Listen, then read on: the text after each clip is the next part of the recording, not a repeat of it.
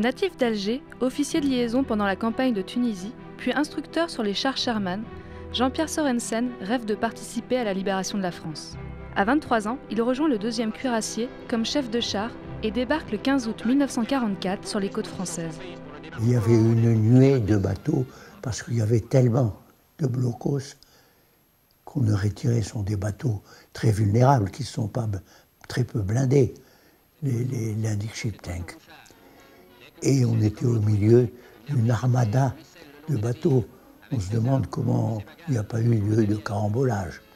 On est arrivé à la Garde Freinet, ensuite sur Gonfaron, et on est redescendu pour arriver sur le Luc, où malheureusement, ni les FFI, ni les habitants ne nous avaient alertés sur la présence d'un canon de 88 qui restait au Luc avec 2 hommes seulement. Et j'étais char de tête, j'ai été tiré et touché.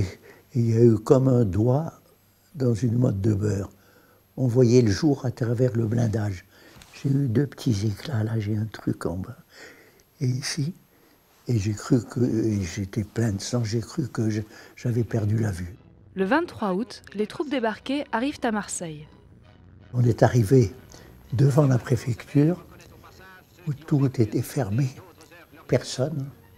On était tiré par des squatters, des toits, soit on ne savait pas si c'était des Allemands ou des types de la milice. Hein? On a fermé notre tourelle de char et on a attendu. On était en liaison avec notre capitaine, on a dit qu'est-ce qu'on doit faire. Il n'y avait donc personne dans les rues, ni civil, ni personne. En Alsace, les combats se durcissent. Et Jean-Pierre Sorensen, alors maréchal des logis, devient sous-lieutenant après avoir été blessé une seconde fois lors des affrontements. Les premiers gros combats, c'est en arrivant dans les Vosges, où il y avait là des résistants remarquables dans la brigade Alsace-Lorraine. Il n'y a pas eu une désertion, pas une.